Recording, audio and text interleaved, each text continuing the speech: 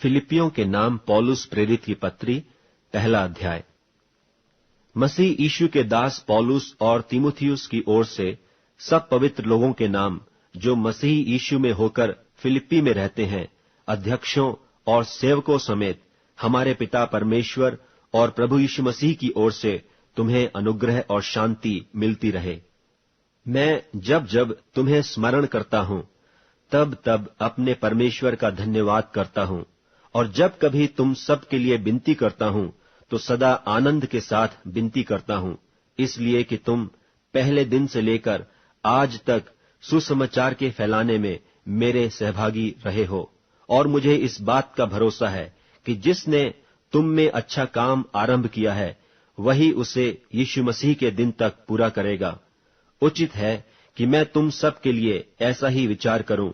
क्योंकि तुम मेरे मन में आ बसे हो और मेरी कैद में और सुसमाचार के लिए उत्तर और प्रमाण देने में तुम सब मेरे साथ अनुग्रह में सहभागी हो। इसमें परमेश्वर मेरा गवाह है कि मैं मसीह यीशु की सी प्रीति करके तुम सब की लालसा करता हूं, और मैं यह प्रार्थना करता हूं कि तुम्हारा प्रेम, ज्ञान और सब प्रकार के विवेक सहित और भी बढ़ता जाए, यहां तक कि तुम उत्तम से उत्तम बातों को प्रिय जानो और मसीह के दिन तक सच्चे बने रहो और ठोकर न खाओ, और उस धार्मिकता के फल से जो यीशु मसीह के द्वारा होते हैं भरपूर होते जाओ, जिससे परमेश्वर की महिमा और स्तुति होती रहे। हे भाइयों, मैं चाहता हूं कि तुम यह जान लो कि मुझ पर जो बीता है उससे सुसमाचार ही की बढ़ती हुई है। यहां तक कि कैसरी राज्य की सारी पलटन और शेष सब लोगों में यह प्रकट हो गया है कि मैं मसीह के लिए कैद हूं, और प्रभु में जो भाई हैं उनमें से बहुधा मेरे कैद होने के कारण हियाव बांधकर परमेश्वर का वचन निधड़क सुनाने का और भी हियाव करते हैं। कितने तो डाह और झगड़े के कारण मसीह का प्रचार करते हैं, और कितने भली मनसा से। कई एक तो यह जानकर कि मैं सुसमाचार के लिए उत्तर देने को ठहराया गया हूं, प्रेम से प्रचार करते हैं, और कई एक तो सिधाई से नहीं पर विरोध से मसीह की कथा सुनाते हैं, यह समझकर कि मेरी कैद में मेरे लिए क्लेश उत्पन्न करें। सो क्या हुआ? केवल यह है कि हर प्रकार से, चाहे बहाने से चाहे सच्चाई से, मसीह की कथा सुनाई जाती है, और मैं इससे आनंदित हूं और आनंदित रहूंगा भी, क्योंकि मैं जानता हूं कि तुम्हारी विनती के द्वारा और यीशु मसीह की आत्मा के दान के द्वारा इसका प्रतिफल मेरा उद्धार होगा।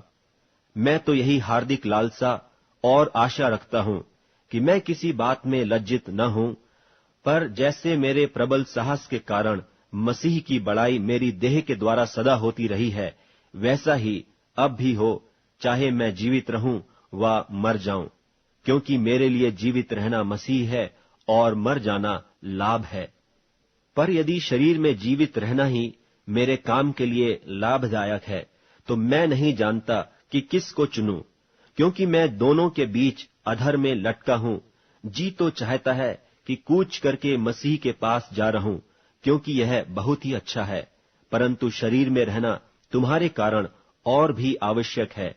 और इसलिए कि मुझे इसका भरोसा है, सो मैं जानता हूं कि मैं जीवित रहूंगा, वरन तुम सबके साथ रहूंगा, जिससे तुम विश्वास में दृढ़ होते जाओ और उसमें आनंदित रहो। और जो घमंड तुम मेरे विषय में करते हो, वह मेरे फिर तुम्हारे पास आने से मसीह यीशु में अधिक बढ़ जाए। केवल इतना करो कि तुम्हारा चाल चलन मसीह के सुसमाचार के योग्य हो, कि चाहे मैं आकर तुम्हें देखूं, चाहे न भी आऊं, तुम्हारे विषय में यह सुनूं कि तुम एक ही आत्मा में स्थिर हो और एक चित्त होकर सुसमाचार के विश्वास के लिए परिश्रम करते रहते हो,